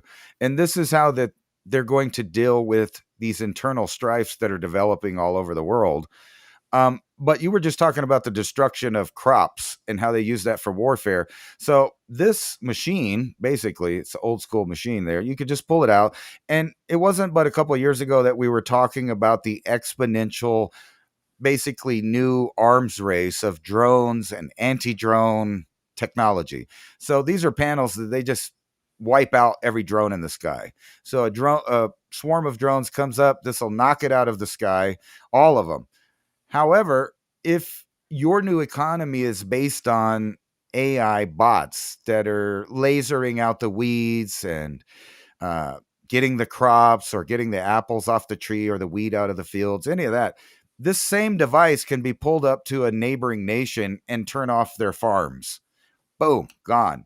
Not to mention the fact that we've talked about the new technologies when it comes to controlling the biosphere and the insects that make or break crops. We can literally turn them into eating machines by just changing a behavior overnight, and they will eat the crops or prevent the crops from even coming. And if you find a way with technology, which there's a machine that goes out and zaps the bugs, just like one that zaps the weeds. It knows what plant's supposed to be there. It recognizes it. Everything else gets zapped. I don't know how that's going to work out for the ecology of the dirt or whatever in the long run, but they're doing that. It's real similar to killing all the birds so that you could grow the, crops there in China, just to find out that massive amounts of bugs show up because the birds are gone. And then you starve Oh, anyway. the great leap forward. I love the great leap Right. forward. Mao Zedong was such a genius. Starved 40 million people. This is a technological version of that, basically. And then we get to this idea. I want to loop it through again real fast, that we're now dealing with algorithms, news broadcasts, live events, social media posts that are all influenced and possibly altered in real time by AI. Everyone's starting to use the equipment required to enslave people in a basic modification of their behavior. But then, you have all of this system. And this is what we were alluding to a minute ago. In order to take part in any economic activity, including buying the food, selling the food, farming the food, quantifying the food, or any of that, you're going to have to be part of this system that has complete facial recognition and biometrics, meaning that people in the business of racketeering and things like that, maybe different cartels, are going to have a hard time bringing it to market, so to speak, because they don't have it. So they would have to enslave additional people and make them use the system for them and things like that. And this is exactly how you control any civil war in any country. Is you kind of decide who's the winners and losers based on how they can move around their money, use the money, or have resources. Now, somebody in the audience said something about, it's all about the oil, which is really a fallacy, because the truth is the oil is the money, the gold is the money, the manpower is the money, the food's the money. The money is literally the only thing that's not the money, right? The money is created by a group of individuals that decide its worth so that you, the peasant, can use it and have to be in the system. And now that that's changing over to a digital thing, we're going to have to, know who every single person is. We're going to have threat detection. We're going to have to, decide who's part of the system and who's not. But more than that, we're going to have assets in the other blocks. Now, a lot of people right now are wondering why the Trump administration is deciding to allow 600,000 CHICOM students to remain in the United States. The reason for that is the same reason that we're building massive detention centers. We are going to have to create an environment where people choose to pick a side. They have to pick a side. Are you on this side or this side of the block? And when you have that situation, you create double, triple agents and assets. So it's better for the United States to have all of these people, and I know people are arguing that, hey, that's 600,000 slots in universities that Americans could have. But it's an opportunity for the United States to get at least 10,000 assets that may, in the future, move back to China, that's having its own social economic problems, where we can start that same kind of division that's never been possible since the Great Leap Forward until now. Because the people, I know that there's an underground whole economy in China. Unfortunately, most of it's run by the triads that also work for the Communist Party. So, you're kind of stuck between a rock and a hard place. But the more technology increased, the more cracks in the code happen. And, we're going to rely on that to change the way people think. Now, over here in the United States. Wait, let me stop you for a second there, Ransom. Like, in China, they were able to break the society out of its former, let's say, mold of from the emperor down. During that time after World War II, they were absolutely able to rip the society apart and shred it at the threads and start something new. So again, that whole campaign to go from what was The Last Emperor, that's quite the famous movie, in 1910, I believe, was finished. Puyi was the guy's name, a little child actually, and he used to ride around the courtyard with a bicycle and try to get advised by advisors who were taking advantage of him and stuff. He's just a kid, right? But he was the emperor. So like we can't, they fed on that. Like, this is so ridiculous that you let a kid be an emperor that was 10 years old in the last dynasty and things went awry. And then you see how we got ourselves in, the World War came and all these, Japanese came because we weren't prepared. Well, you guys had, you should have learned from the first time when the Opium Wars happened in the 1800s, 1870s, when you kicked everybody out for 150 years, your technology didn't advance even one iota.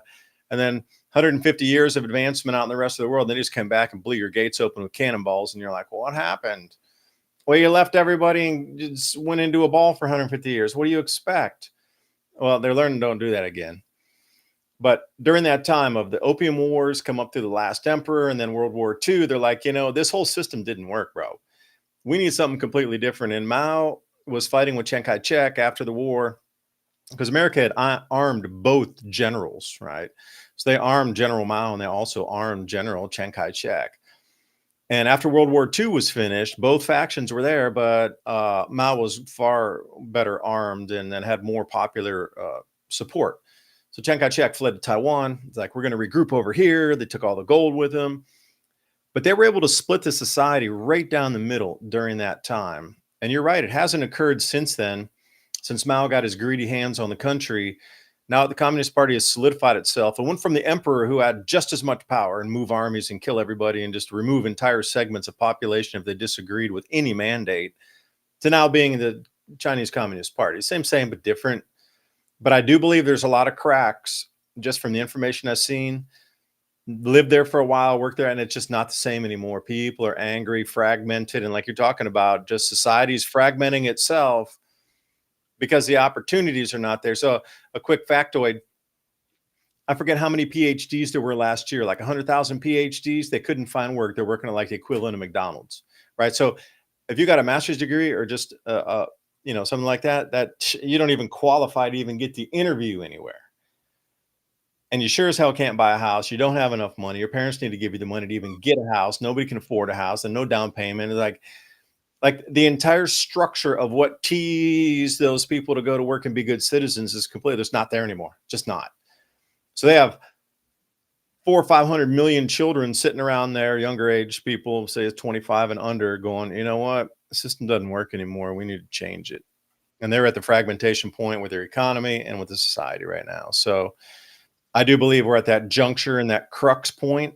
It could be that 100th monkey and bam, it just goes over. You know what I mean? That camel, that straw on the camel's back, the law tool. Right. And the Chinese are brilliant, so they know this. Oh, they know. They're trying to maintain control like we are too. Right. And I would draw parallels with the inevitable destruction of the Communist Party due to the way that it works. It incorporates incompetence, not free thinking. So people don't say things when, they don't work. An example is Chernobyl, which, was a lot of credit was given to Chernobyl about the fall of the Soviet Union. The difference being is China has had its eye on the future for a long time. And they know that the future is technological. And they've been working on that at a pace quite a bit faster than the US. So in that sense, they're way ahead. That they have built a system that can take over for the communist system that was inevitably going to fail because of the way it's structured. So now they have a replacement system ready to go that's top-down complete control, that's more efficient than any communist organization ever or any government. And they know that. They're well ahead of that. But over here in the United States, we're a little bit behind on that. So it's our interest to sow, problems in that part of the world while we catch up on this front of the technological control of civilization. So just like in China, you have to choose whether or not you want comfort or not be part of the system. Do you want to eat or not be part of the system? Do you want to travel and have the right to reproduce or not be part of the system? That choice is coming to America in a more corporate fashion, more dazzling. We're doing it more on the end of trinkets, like those glasses that will help you look for things and pay for things, but at the same time turns you into your phone, basically. And we've talked about the nightmares of how they're mixing the human psyche, the human brain, the human DNA with technology for this future. But we have a lot of work to do over here. And part of that is organizing or reorganizing the borders between Canada and Panama to start with. And to do that, we have to rearrange pieces on the board. But like I said before, we need assets, most of all. And that's you coming in the system voluntarily with your assets to pledge them to earn interest to try to become wealthy in a new system that offers you 15%, 20% per return per year. They want you voluntarily to come in. And if you buy any coins that could go up in price and you're going to stake those and get the interest, they need you to voluntarily come into this new system. They're not going to force you in the beginning. They're going to give you many years. I can't see any forcing of this system of pushing you in by, duress for at least until past 2030. 2032, they need to bring, you just said trinkets. They need you to voluntarily come in under the guise of greed that you're going to be, because so many people are getting toward the retirement age and they're like, damn, well, I don't know, have enough money. But if we swing a bunch into crypto and we put our house on the blockchain, we can get a loan against that and we can do all these things. And then you're going to watch, they're going to have to entice you in. And once they do, then at that point, I'm not sure, but they're going to get you in there. Now, once they get, and everything's going to rise during this time. Now, will it go down on its 4-year cycle here in October, something perhaps into 2026? But after that point, it's going to be such the golden age where you touch anything and you make money. This is what Ransom's talking about. They're going to get you in with trinkets. And you're going to have to switch your paper money and get your digital bank account, which everybody has already. They're just going to change it from what you know right now into, they're just going to put an L behind it or an R in front of it. And it'll be the same exact thing. It's going to be RUSD or USDL or something like this. They're going to be a different moniker for it. They're going to entice you with glass beads to sell Louisiana for $5 back in the 1800s or 1780s or something, right? Well, it's somewhat like that, and it is very much. I mean, you hit it on the head so perfectly by saying that. You have to pick us or them, and in order to get people in that position, you might have to round them up. You're either with us, you're against us. That's right. And when you know that is already happening in Mexico, when you start dealing with millions of people that are displaced by choice, but now are being forced back, when they go back, they're going to either have to pick the new system or the old system they ran from. And we are putting a lot of money in that. So I don't see that in the next 4 years, things are going to change in this aspect. So this is a mystery surrounding the $1.2 billion Army contract to build a huge detention camp in Texas desert. Guess what? They already built them. This is little. Watch. So they're trying to show you this. Puff, puff, give, dude. Puff, puff, give. Over here, man. Puff, puff, give. So this is little, right? And here's the little map. So this is this area here. And I just wanted to show you on Google what we're talking about. This is a spot you can basically see from high altitude space. This is the detention migrant center, it says right there, that they already built. So this one is huge. They're going to build a bunch more of these exact things. And I want to show you guys where it's at over here. So if you're not familiar with the area, the majority... You've been to that Franklin Mountain State Park. Have you been there before? The Franklin, yes. Is it like pretty cool mountainous, or is it just rattlesnake country, or what is it? No, it's basically just the high, rugged, rocky, dry mountain that pokes out of El Paso. Okay. This is literally, if I back up, you see these mountain ranges. The reason they call this El Paso is because it's the pass up into America. So it's been that way since the Spanish times. It's El Paso. So the only way to get water is to go through this pass, and it goes up the Rio Grande right here where that interstate is. But over here, there used to be, a lot of water too. This is the White Sands and all that north of that. But this big area of El Paso is this area is the area they're talking about filling up with the migrant center, which will make this little tiny one up here look minuscule, which is a giant facility itself. But a lot of people don't know that this city is an army base.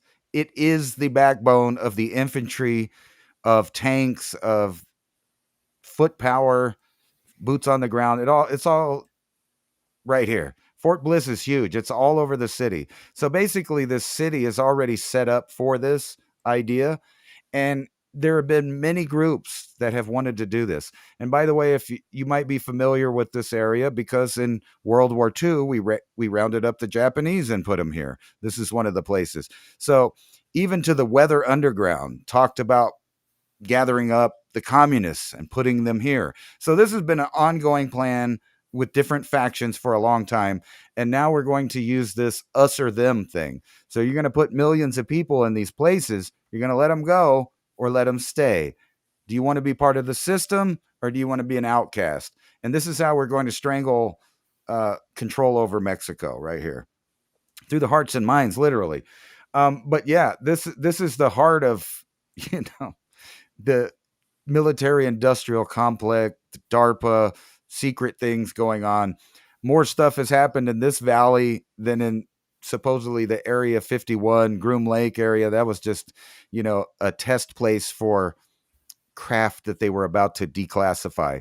And then they always come to Holloman Air Force Base, that's just right here, just north of Fort Bliss. So there's about a 200-mile stretch that is complete government, that owns the water, that owns all the habitation that you could live in possibly. And now they're going to create these giant facilities, but not just here in Alaska. And they're going to use this as the way to flip, so to speak, people by allowing them amnesty, by allowing them to be part of the new monetary system. As long as they get their biometrics, their real IDs and all of that stuff, they'll be able to free flow traffic the ones that decide to play the game. The other ones are going to be down here fighting for food resources in Mexico as a civil war outbreaks. Yeah, well, speaking of the number one most important thing is going to be, again, food. So I've been doing a lot of food and ranching articles lately, which YouTube does not like very much, by the way. So I was going to do this one. I've been working on this story here a little bit, doing some research on it. So again, this is Washington. Family has this grazing property, which you can see behind them there.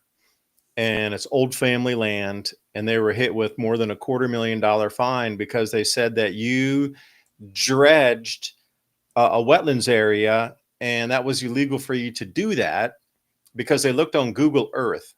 So get this, they didn't even send an inspector out there. They looked from Google Earth. They didn't even fly an airplane over a helicopter.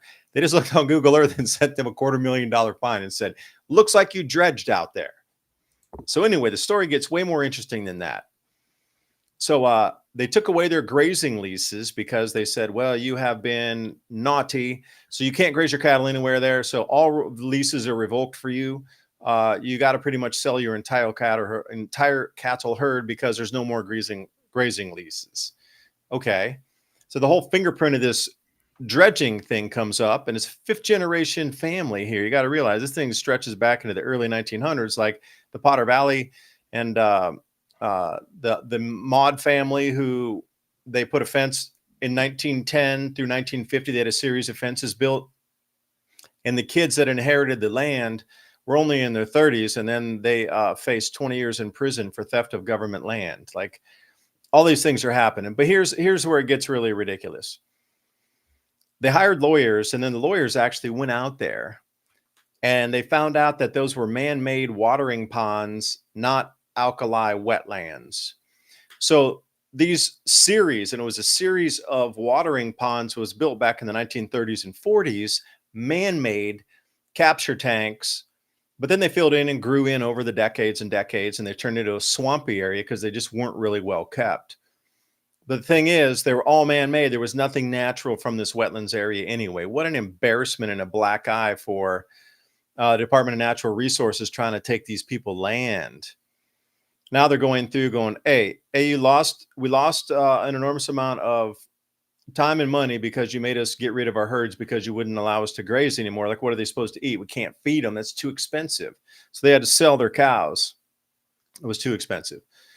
So now there's a countersuit going on. You guys are so stupid and ridiculous that you looked on a Google Earth photo and thought it was a real natural wetland, although it was actual retention ponds built over the World War II era and after. And you guys got to give us some money back. And this is where the whole thing sits right now. So it is just continuous story after story of us and these people trying to take the land, the government officials. There's a battle between our farmlands and the food production going on right now. And just as much would be for land rights and, who controls that area in El Paso. It seems that there's a very, very concerted effort to control all the farming land all the way up through Washington into Northern California, that whole area, South Dakota. It seems that this is a prime area that they're really trying to wrestle control from anybody who's had land for multi-generations up there. They're throwing every excuse in the book of these people. And to come out to be just, if it was under the Biden administration, they just would have stolen their land. But, Trump's in here now. So they got the Department of Natural Resources, and they have some agricultural ministry people going out there, Agricultural Bureau, and they got the Farm Bureau people out there, and the Farm Co-op is all helping them, and the Farm Services Bureau is out there looking too. So they have a huge amount of eyes on it now. And I can't believe Department of Natural Resources is still trying to steal their land, even though all the other periphery on the government's like, wait a minute, these were man-made. And they still kept trying to push it.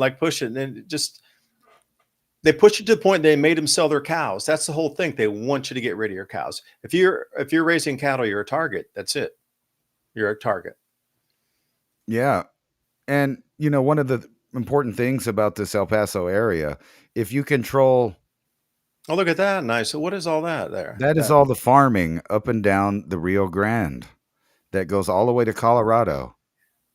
So, so they're pulling water from the Rio Grande up and down there. So you're going to get that green pasture, patchwork stuff all the way up the river there, huh? Like up in Albuquerque, it's the same thing. It's farmland. And on the sides of that is ranching, the cattle.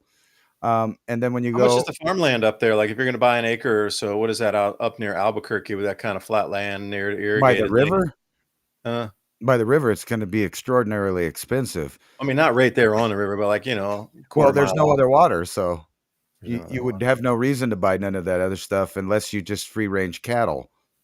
Then you'd have to have a well and stuff to water them.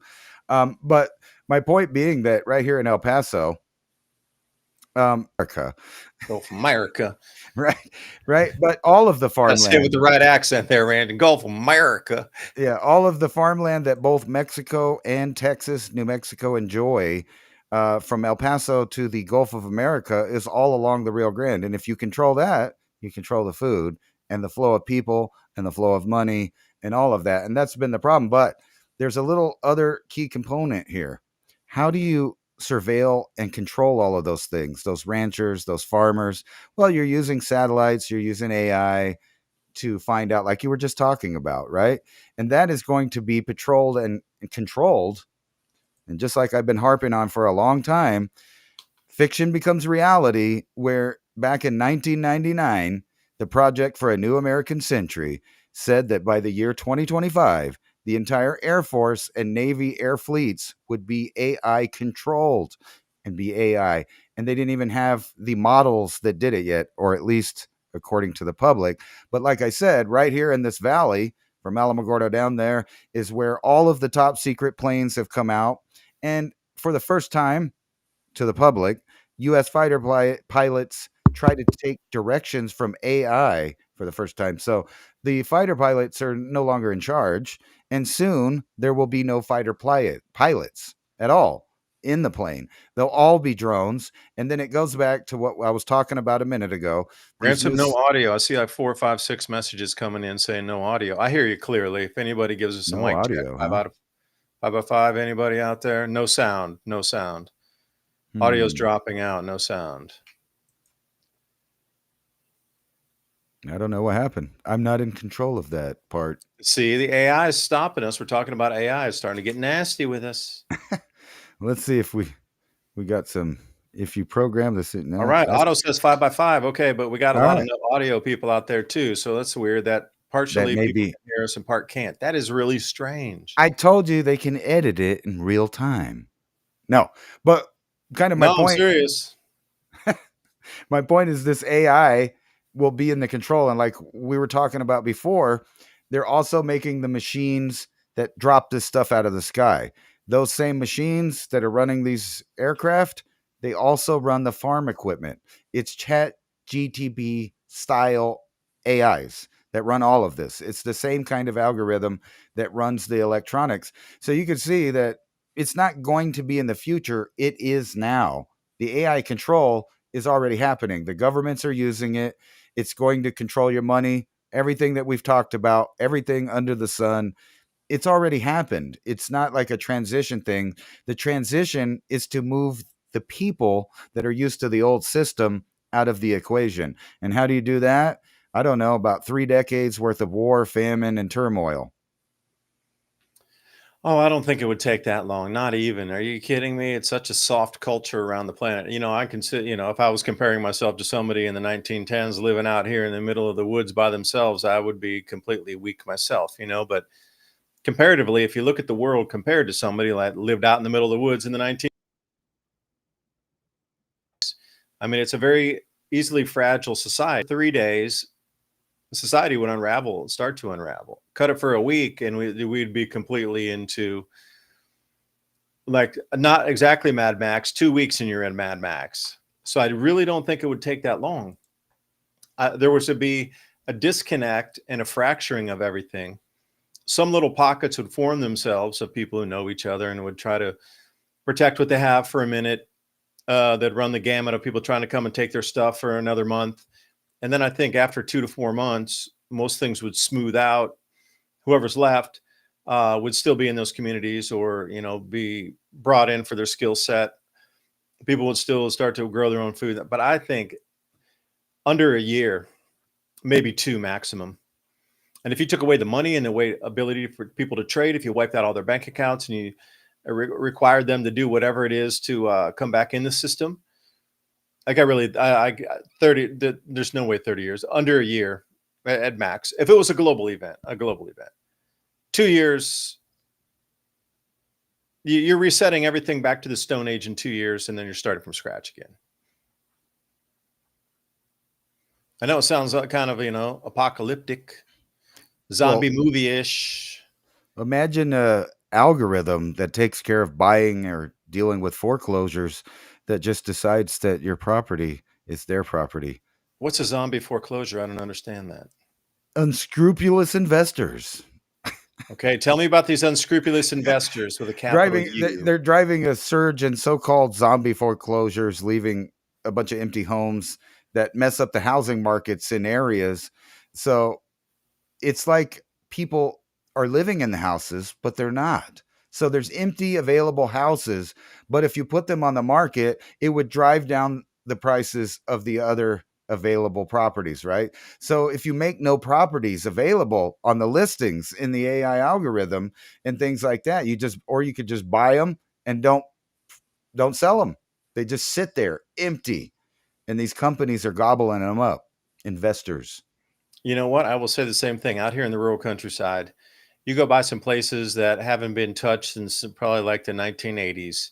I mean, even the stuff's caving in. I'm like, damn, there might be some mighty fine windows in there that you could get out of there, but make a greenhouse out of them or something. They did the same thing. They bought up a piece of property. Maybe there was a little building on it. Maybe there was an old, you know, double wide or something. And then they sat there for 20, 30 years.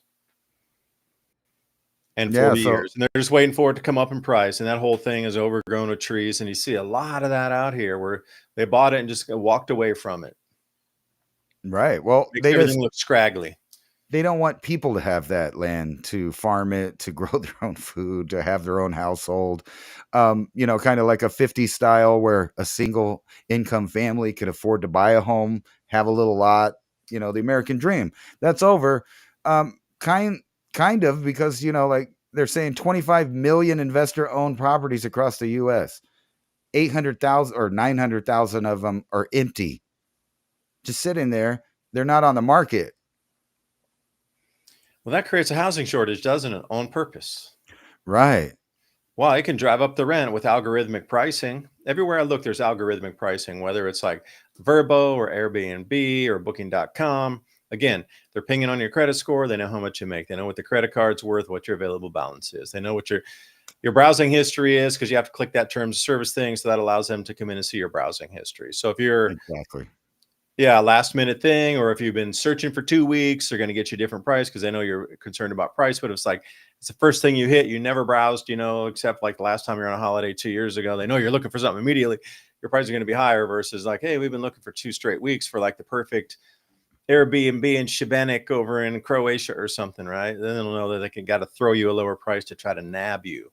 But this on-demand pricing that they've gone to really is kind of irksome. Airplanes are doing it. Airlines are doing it. It's just like they're milking you for every single penny. Every penny. Well, think about this, David. You know, we talked in previous shows about this interconnected network that they're building with all the smart appliances.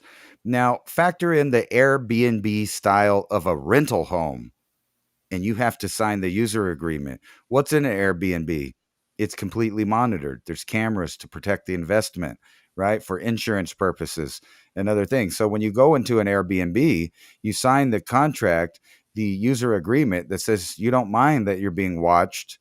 You don't mind that your credit histories ran and they have access to the money for, you know, whatever. So imagine that style moving over into this grid of how you have to accept to be safe. You have to be in the certain neighborhood if you want to pay an extra fee, a subscription. And then you move into these homes for rent that are owned by corporations, and you have to sign a user agreement that allows them to watch you in your home. A complete surveillance grid. That is the model in the for home the or future. just on the periphery of it with the cameras No, out? in the home. They want to protect their assets in the home, like the TVs and the furniture and things like that. Yeah. Really? Yeah. They don't do it in the bedrooms, I'd be in like, the no. bathroom, but in the living room spaces, you've agreed to allow them to watch. No kidding. Yeah. Oh. Now imagine that Something moved new over every to a day. rental Hey, agreement. thanks, Ransom. Well, yeah. It's up to the Airbnb. Don't get dirty on the couch. Right. Get naughty Or on the sofa. You're going to be the latest. it's up to the Airbnb property owner to decide how, you know, invasive their surveillance is. But if you want to stay in the place, you're agreeing to it. But what I'm saying is I think that they're going to move that model over to private rentals of a home that you live in. And it'll be connected to all your devices. It'll be connected to the system that decides whether or not you're healthy or not, how many times you went to the bathroom, how many times you got a snack, how long you binged on movies. If you ever noticed, I don't know if you watch streaming stuff, but they don't even wait till you're done with the episode anymore before they have to verify that you're still there. So right in the middle of an episode, are you still watching? Yes, I'm still here. And then, you know, think about the triple, quadruple, and on verification of each individual person in their place, where they're at what time. And you realize this network has been built. The only thing that's lacking in the transition is the general public's realization of the scenario that they're in.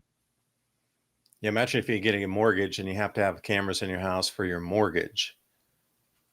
Now, No currently, home you don't have to improvement. do that because it's your house, right? You can do whatever you want. Well, think about trying to do home improvements in your house with surveillance where they say, hey, you know what? We know that you unplugged a socket there without a licensed electrician. And you need to pay for that. And you need to get the licensing and top dollar for everything. But that's okay because there's subscriptions that take care of that now. You don't have to work on your own stuff. Let me tell you a story about hyperinflation in my house here. We have a garage. It gets really cold in there in the winter, gets really hot in the summer. So I was talking to a guy to put that, foam insulation and cut the hole in the wall and then blow it in and fill up our walls with the insulation. And then we have the attic up there and come in and give us an R value, put it like maybe 2 inches thick and get us an R value somewhere around 13 or so. So I was like, okay, come by, quote, family friend and whatnot. The price they quoted me was 1/20th of the price of my house. Just to put insulation in walls. There's only 2 walls. It's not all 4. It's only 2. Because we're going to strip out the front where the garage doors are, and then we're going to reframe that and put our own insulation in. Back wall is the actual part of the house because the garage connects to that. This reminds me of the stories in Weimar, Germany, where when you would want to repair a window, it would cost you, the price of the house you bought originally would just be the cost for the repair of the window. So to get a quote that was literally just to squeeze some insulation in the walls, foam insulation up in the walls, and just spray around one small room, it's 16 feet long, 1/20th of the price of the house. That is just shocking for me. And I was thinking, are you kidding me? What? I have to respond and be like, hey, thanks for coming on and do the quote. But I mean, at what point is it going to be like 1/10 of the price of the house to get any work done here? I mean, the prices of these things are getting so ultra ridiculous for everything. We are absolutely in a hyperinflationary environment. And it's just simple work. If I would have done it a few years ago, and I remember I was going to do it a few years ago, and it was around $1,000 at that time ish. But now it's so far exponential. It's just ridiculous, man. Ridiculous. I was really shocked at the price that they were going to charge to try to do something so simple like that. And then I was, thinking about doing a few other things too. And I don't even know if I want to get quotes, if I'm just going to do it myself and just hire some laborers, some dudes that I might know that will come by and do it, because the prices that in the direction we're going with pricing right now, I really think labor in the future to get something done in your place is going to cost you at least 10 to 20% of the price of your home to get something done in your home. And that is called hyperinflation. My friends out there listening, we are in that environment. And I was watching this incredible show on, they can't sell the trucks anymore. There's too many of them. There's not enough buyers and they're slashing prices. So for me, I'm like, oh, maybe I could use a new truck. Got an older one. It's all paid off. Maybe I could use that one. Just keep it on the farm. Don't have to insure it. It just stays around in here. But I was looking at the prices that they wanted for the trucks, and it was like $70,000 to $80,000 for a truck, like just a regular, 4-door pickup truck, Dodge, Chevy, something. I was thinking, 80 grand for a truck? Are you insane? Like the prices of things have gotten so ridiculous here in America. It's like really borderline, insane that people would even consider spending that kind of money. I understand if you got money and you want to write a check for $80,000 in cash and be like, I'll take it. Please enjoy. But to try to push that kind of thing and that kind of price point on the general public that's going to put them further into debt, that is no different than BlackRock buying up every single home and then driving the rents and the prices up double or triple of what they were. No different. It's like this stress, this pressure that's coming in financially from every side. And then the reduction of jobs and ability to make money because everything's being outsourced by AI right now. Like we're coming into this funnel stream here. So you are absolutely going to want your universal basic income. You're going to gladly take it. Absolutely gladly take it. People are not going to throw, just slough off $2,000 to $3,000 a month, although it's digital. You're going to have to do all the hoops and hurdles for your, FedNow account to get your, USDC deposit. But we are coming to a time now we are absolutely in hyperinflation in America. Do not kid yourself. We're in the hyperinflationary period right now. Like if you look at the US dollar Bitcoin chart, it looks very much exactly like we were in 1922, somewhere in Germany and Austria. Straight up. So, beware out there. I mean, we're coming into this unaffordable price period here for most people. And I see James over there growing your own. Yeah, you're gonna have to think about tradables. Like, I work with my friend who's got a distillery, teaching me a lot of stuff. So I do it for medicines, rubbing alcohols, tinctures, that sort of thing that we can do. So we get the medicine off the 4 shots in the heads, real high proof, cleaning stuff off the 4 shots. Then we get the tincturable stuff to do tinctures off the, first 2 jars that we run off, gallons, whatever you want to measure that. And then everything else is consumables. I mean, you got 3 or 4 products right there as tradables, but then same thing. You got medicine there, you got relaxation at the same time, and you also got fiber, got all kind of building materials you can make out of that. There's a huge amount of things you can make from that plant. So, I was going somewhere with the point, Ransom, but I kind of forgot. I was trying to read the comments and comment at the same time. But prices are just, we're not going to be able to recover from these pricing. We're going to run through the hyperinflation before any of these prices come down. Let's say that. I see a gray screen. I don't see anything there. On your mic's on mute. I don't know why it's doing that. It's glitching. Anyway, I was going to bring up this article, as we kind of close out, that it's not just the transhuman, the war, all of these different things. They're all designed to steer humans to a certain place. And these people get around in think tanks and they realize that some things are incremental and some things you just wake up one day and it's that way. Like, it's very possible for you to wake up one day and realize that all of the jets and things that are fighting in the sky don't even have people in them and things like that. But I don't know why I can't get there. Maybe I could redo it. But anyway, it's an article that's talking about how China is focusing on building a brain interface industry. So exactly the same thing that Elon Musk and these companies that are merging computers with organic brains and things like that. That is the future. They just have to work their way into the position. Right now, they're kind of using the world and the resources to pay for it. It's just like every other war occupation. You have to have something to sustain, to pay for it. Like World War II, they came up with all kinds of government schemes to keep people in slavery for the next 100 years by taxing them for a war that they just had. And now, people are talking about why in this day and age does the private Federal Reserve and other banking cartels get to retain their anonymity. And the reason for that is because they don't want you to know who they are, because they will be the same they that controls the next matrix of things. And this article, I'm not showing it, but they've already set it up to be in control of it. Do you think BlackRock, having the largest Bitcoin ETF on the planet and the most well-funded and the fastest ever funded ETF, they're already in control of the very same protocols that were supposed to break us free from this central banking cartel? Like, Bitcoin was set up to be peer-to-peer cash, but now it's been hijacked by the bigs again. I guess they don't want us to see that article.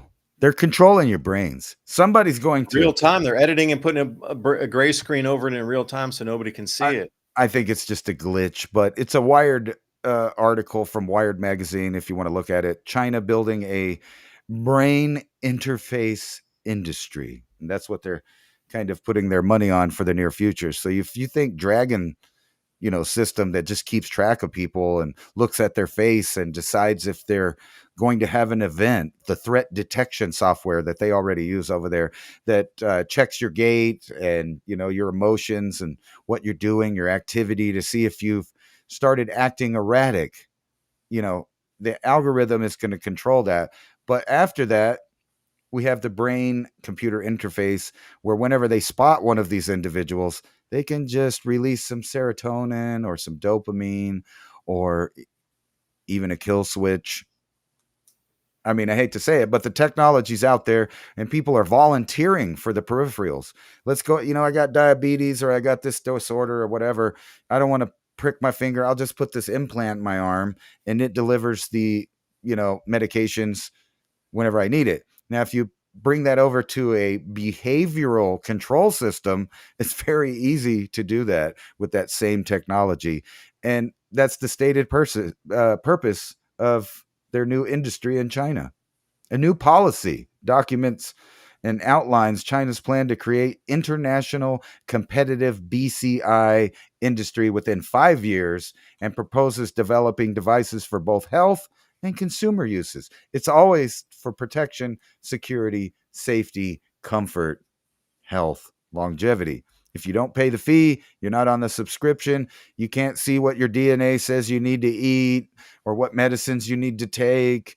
And then because you didn't take part in those programs, the healthcare will not cover whatever problems you have because you didn't give over. Think about this. It'll be soon where you're required to give over that kind of information, even to get the insurance. Like your DNA, your essence. Well, what are you predisposed for?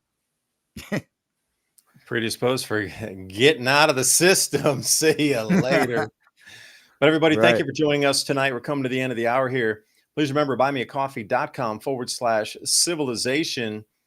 Been trying to watch through the comments here, and I don't know why Solana's pumping. I know that they had a couple government contracts come in. That's one of the extra blockchains. So everything's going into Chainlink first, then it's filtering down through, I think there were like 12 or 13. And the staking protocols too. There's a couple Solana treasuries that just got announced. So that might be one of the reasons. Again, treasury companies are going to be the big play. So not financial advice, just like if you can see, if you do enough reading about it, you can just see exactly where everything's going. It's so out there in your face. They want you to know where it's going, so you'll get involved with it. That's the whole thing. They're not even dropping breadcrumbs anymore. They're dropping loaves of bread for you to follow. That's the whole difference. So anyway, thank you. Leave your comments below, and yeah, we'll try to ping on those. So we talk next week. So leave us comments, and we will read through those. Anything's of interest, and we'll try to follow up on some of the stories. If you have any hat tips, any kind of stories that you want us to look at, so we can bring those to you, be happy to throw our thoughts into it and spin it up. Bye for now.